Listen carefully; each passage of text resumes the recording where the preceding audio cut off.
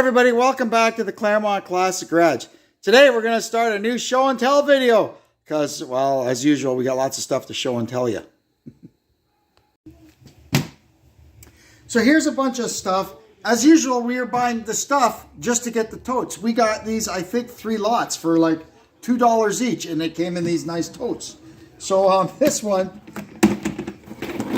anybody needs some chandelier bulbs? Because, well, we've got a few of them. We'll figure out what to do with those. They'll probably just go back to the auction. In here, we've got a whole bunch of Bell satellite dish stuff. But this is probably all just scrap. I don't see any HD stuff. I was kind of hopeful. Oh, wait a minute. Wait, is that the adapter? The dual LNB adapter?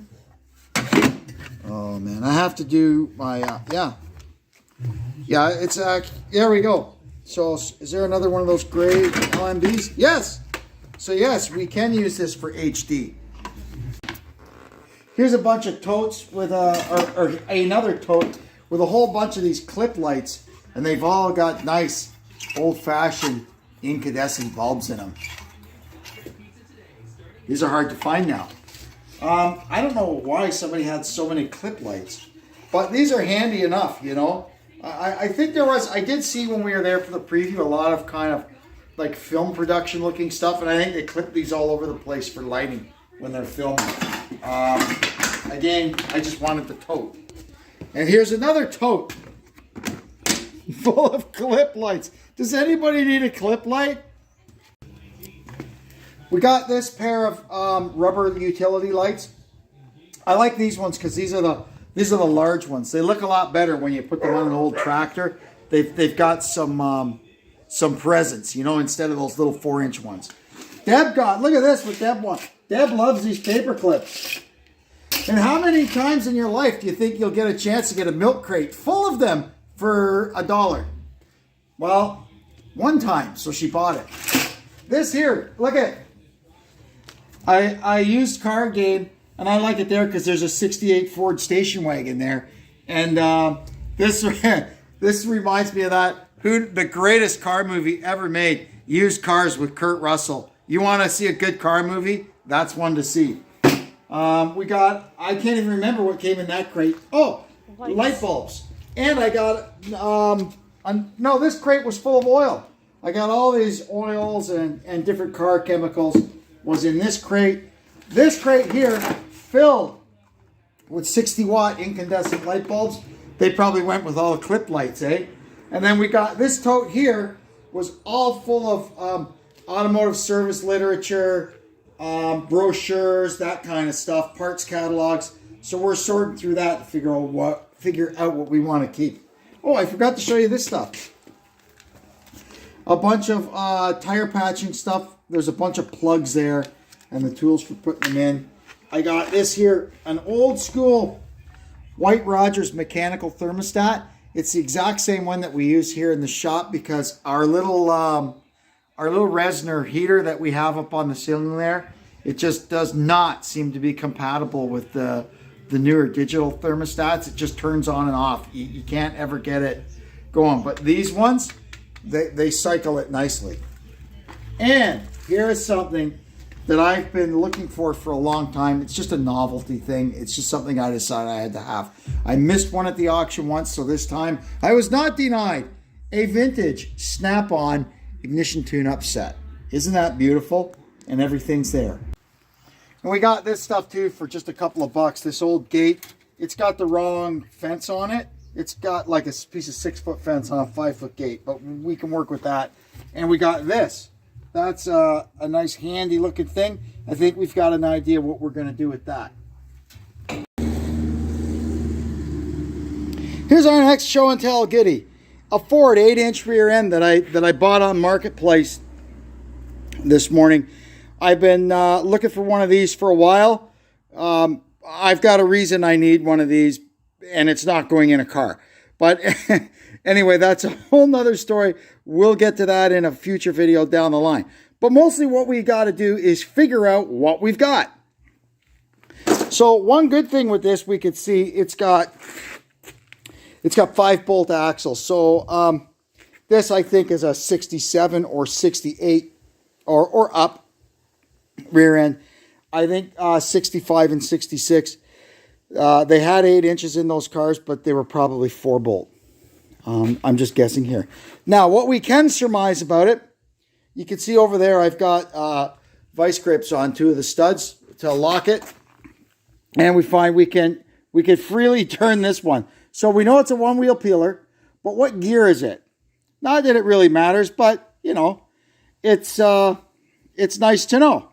So what we're going to do is, with that one immobilized, we're going to mark this one here at the top. And we're going to mark this here, the yoke. And then we'll see how many times that turns to turn this once.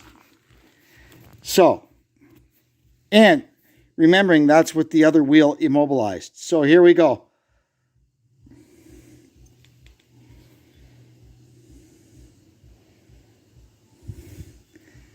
There's 1.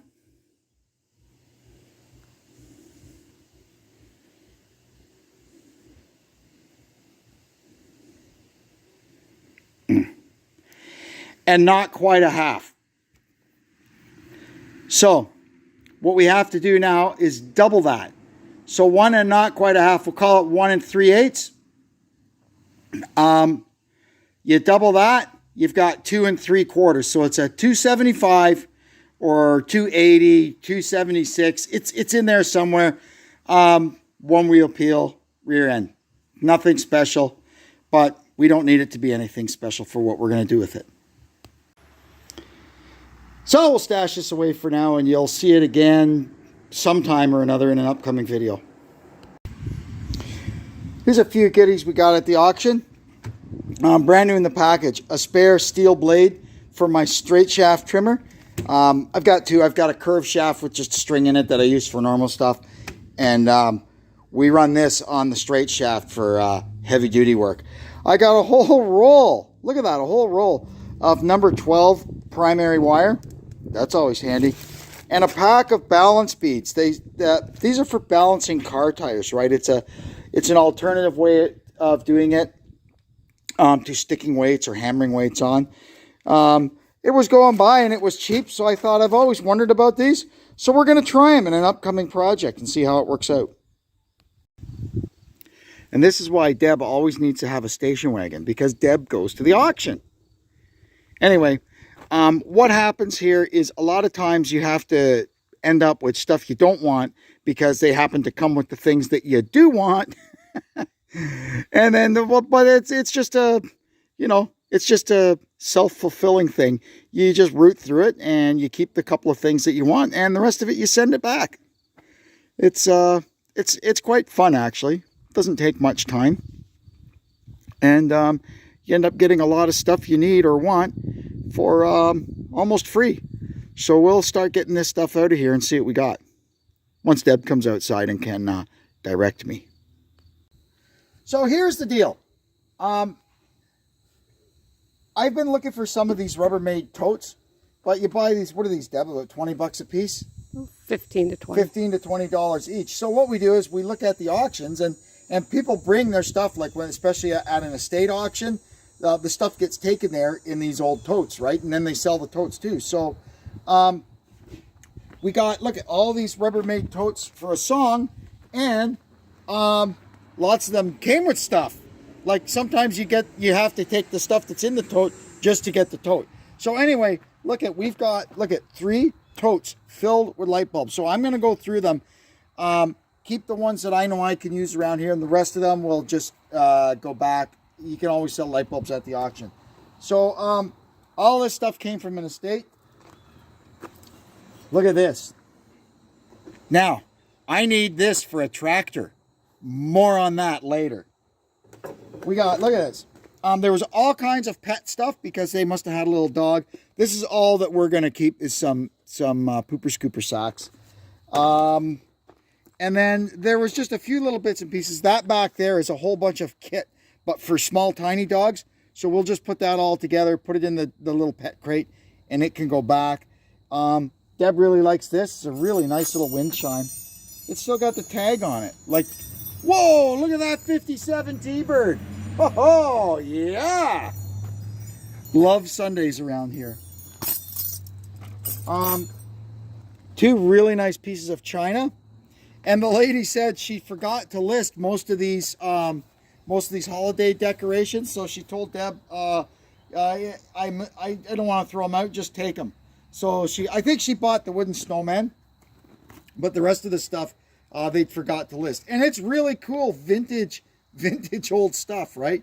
So we'll go through it and keep a couple of them, and the rest, whoop, send it back.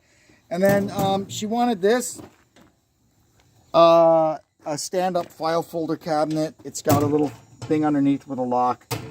And we've got a little corner upstairs in our den that we can put that. Oh, there goes Karen with the Irish Wolfhounds. Oh, you never know what you're going to see out here. There goes a nice 79 or 80 Trans Am. Man, everybody's out today. Okay, so we've gone our first run through. These are the bulbs we're keeping. I will never have to buy another light bulb as long as I live. This is good because, like everything else, the price of them is going. These are all new ones that we're shipping, and this is a whole bunch of used ones. I'm going to test them and see if they work because there seem to be a bunch of. I found some that were quite obviously burned out, mixed in with these. So I'll go through these. I'll check them. Any that are burned out, I'll get rid of them. Any that are good, we'll put them in the rotation. All right, we got the exotic cars out today. Oh yeah.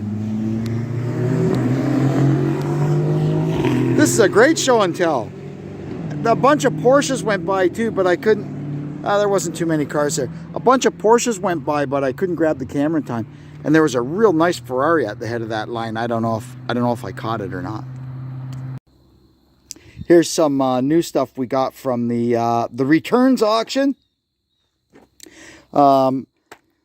Some insulated spade connectors. We're always looking for those. An assortment of shrink tubing. Always looking for those. Different kind of crimper to try. Deb got me a brand new sweatshirt because my shop sweatshirts are getting a little rough. And here's a little tire iron. I've got some larger ones, but this one may be pretty handy on the little lawnmower tires and stuff. Nice, really nice notebook. A pair of leggings for Deb. This here is a tiny little food processor. Like a single portion food processor. Pet foot washing cup. Your guess is as good as mine. I can't wait to see that demonstrated. A couple of kitchen gadgets over here. Dog harness and a really nice drink bottle. Good day at the auction. Here's a good score. I think it's a 36-inch magnesium concrete bull float. I've been kind of looking for one of these. I mean, we used to, in the old days, just use a hunk of 2x6 and a hockey stick, right? It worked, but this is the right tool for the job. We do have some concrete projects upcoming around here. I wish my old buddy Jamie was around to see this, because he'd be really impressed. He'd want to try this thing out. The last person that used it didn't really clean it, but we can get it cleaned up. It's got two 5-foot extensions with it. We'll get a lot of use out of this. And at the auction, $30. These things are like $350 to go buy one. Here's another thing that we'll be able to use around here. 4 kits, so that's basically 24 feet of the little balusters, and it comes with the brackets. It comes with the brackets and stuff for attaching the top and bottom rails. These are nice little kits. They're I can't remember. I looked up how much they cost, but we got them for pennies on the dollar at the auction, and they're all new in the boxes. We do have a project coming up where we're going to be able to use these. Here's a few tools. we picked up at the auction for a song. I just saw them and thought they were interesting looking. This is some kind of adjustable level that you clamp onto something. You can see there it's got a bubble level on the top of it. It's all adjustable. I have no idea what it does, but it's an interesting thing. This here is a piston ring expander. If you happen to have, it says it's for a 3 13/16 bore, and it works up to 50 thousandths oversize. So don't ask me if I've got anything that size, but you never know. Another interesting tool. And this here is an old snap-on timing light, 6 or 12 volt, which is handy if you've got something that's actually 6 volt. Now, we're going to have a look at this thing here. It's got a lot of wounds and repairs. Whether it works or not remains to be seen. I'll have to hook it up to one of my old cars and see if it works. And then maybe it'll end up in the odd job video when we fix up all these cut and messed up wires. Now this thing here, if I was still racing, I would paint this thing bright red, and so everybody could see it, and clamp it to the roll bar in the inside of my car, somewhere where I make sure everybody would see it, and just let it sit there, and then probably next week everybody would have one. Yeah, one of them things. It's cute though, whatever it is. And I forgot to show you this. It came with yet another piston ring compressor with no key. Oh well, can't have enough of stuff like that. Look what we've got here. Another Ford rear end. This one is gold. I've been looking for one of these for a while. This is the first year 9-inch, 1957. And it's a very unique piece. It's got the 1 year only. They call this a smooth back. 58 up to about 63 would look similar to this, but have two great big dimples on either side. If you see one, you'll know what I mean. You've seen them before, believe me.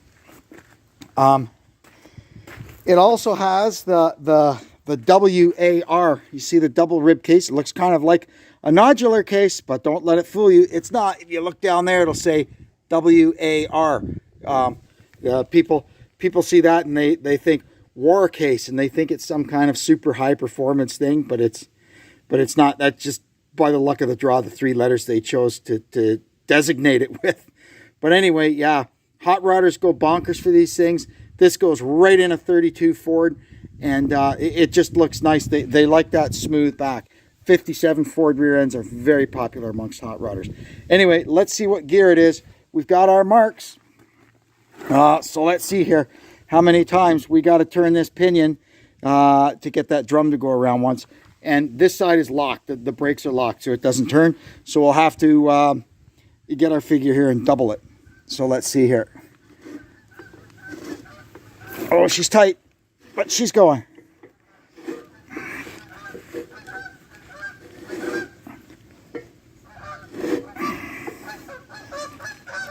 Hang on, I got to get a pipe or something to turn this thing. So it took exactly 1.5 turns to turn the drum once. So we double our 1.5 and we got 3. So it's a 300 gear. Awesome. Here's a cool thing we got at the auction. This is a pair of ramps, and they're kind of long to deal with cars that are lower in the front end. Like Deb's Subaru, it's pretty low in the front end. We're going to use the old caliber to demonstrate it here, but they give you kind of a long run up so you can get up on top. And once the car's up, the ramp part of the ramp comes off. So basically all you end up with is these blocks under the wheels. So you've got unfettered access underneath the car, because that's always a problem with ramps. You get the car up on the ramps and you're trying to move around there, under there on a creeper, and you're hitting everything. It's a pain in the neck. So let's try these things out. They're at Canadian Tire, Motomaster, where these are from. They're $160 plus tax.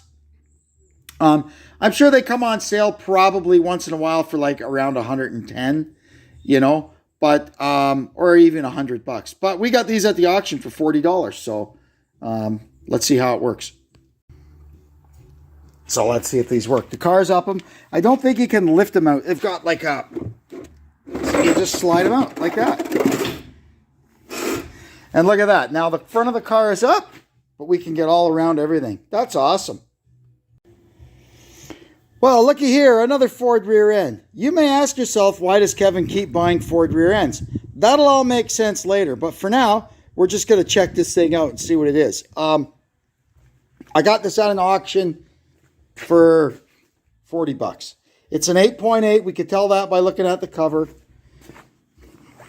Now, you can see here, it's got a speed sensor in the top of it. That means there's a tone wheel on the carrier.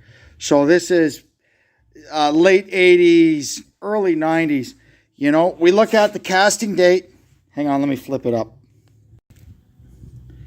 Casting date is E7. So doesn't mean E is 1980s and the 7 is 87. Makes it 87. Doesn't mean this is an 87 casting. It means 1987 is the first year that this casting was used.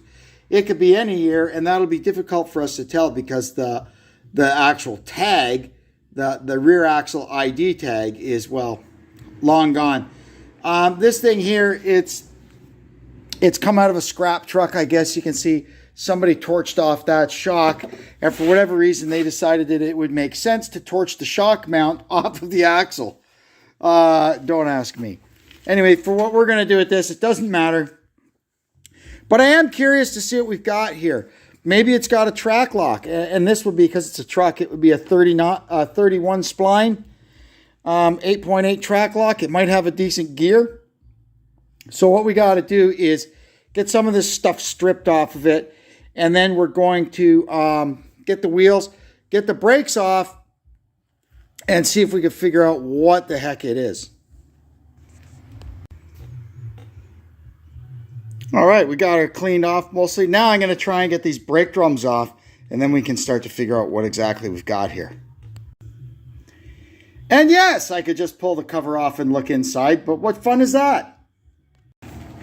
I got the drums off. Look at all the junk that came out with them. Look, the brake shoes are actually rotted out. I've never seen anything like that. So anyway, I'm going to go ahead, get the brakes cleaned off it, and then we'll see if we can figure out if this thing turns. Look at the holes in the backing plate. Wow. So anyway, I got all the brakes stripped off, and that axle won't turn.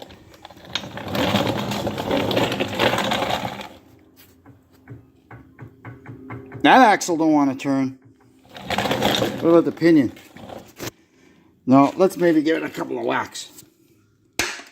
Oh, there she goes.